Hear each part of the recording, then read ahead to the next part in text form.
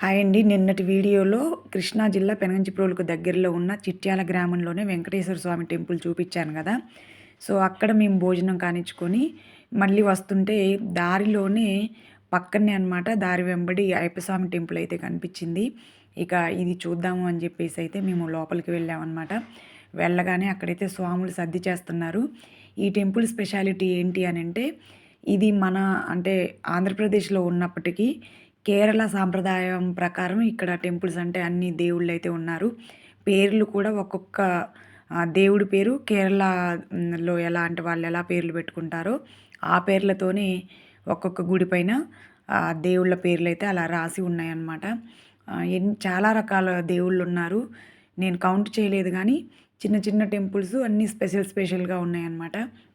ఇంకా ఇంకోటేంటంటే, ఇక్కడ అయ్యగారు కూడా కేరళ అతనే అనమాట. మంత్రాలు అవి కూడా తనే చదివాడు. కాకపోతే తనకి అంతగా తెలుగైతే రావడం లేదు. సో, ఇక్కడేంటంటే స్వాములు సద్ది చేస్తున్నారు. ఇదిగో చూడండి. సో, ఇక్కడ ఒకటి కాలభైరవ స్వామి అంటే మన శివుడినే కాలభైరవుడుగా కూడా పిలుస్తాం గదా! సో, అదనమాట. చాలా విశాలంగా ఉంది ఈ టెంపుల్ కూడా. అయితే ఫ్లోర్ కనిపిస్తుంది గదా! ఆ ఫ్లోర్ మాత్రం చలికాలం అయినప్పటికీ కాళ్ళైతే బొబ్బలొచ్చేంతగా మండిపోయినాయండి అడుగు పెట్టగానే. అంత వేడిగా ఉన్నాయి. ఎందుకంటే బ్లాక్ స్టోన్ గదా! గ్రానైట్ అనుకుంటాను. చాలా అంటే చాలా కాలిపోయినాయి. మేము ఇంకా సర్లే ఎందుకంటే మనం ఎప్పుడూ ఎండలో నడవం కదా!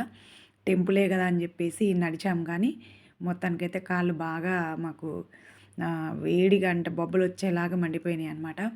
ఫైనల్‌గా ఏంటంటే మళ్ళీ శరమామూలే వీడియో తీసేవాళ్ళు లేరు. సో, ఇది ఎంట్రన్స్ అనమాట. తర్వాత ఎంట్రన్స్‌లో ఇంకా ఏమున్నాయని చెప్పేసి చూస్తుంటే మాకైతే ఇక మన ఏమంటారు ఎప్పుడు కొలుచుకునేటటువంటి ఆరాధ్య దైవం ఆంజనేయ స్వామి విగ్రహం అయితే కనిపించింది. అక్కడ కూడా దండం పెట్టుకున్నాం అనమాట. సో, అక్కడ ప్రదక్షిణ చేసి దండం పెట్టుకొని చూడండి ఆంజనేయ స్వామి అయితే అభయహస్తం ఇస్తున్నట్టుగా ఉంది. ఎక్కడైనా ఆంజనేయ స్వామి ప్రతి టెంపుల్‌లో ఉండాల్సిందే కదా! సో, ముందు ఆంజనేయ స్వామి విగ్రహం అయితే ఉందన్నమాట. అన్నీ చూసాక హ్యాపీగా మళ్ళీ ఇంటికొచ్చేసాము. ఈ వీడియో నచ్చితే లైక్ చేయండి. ఇంకా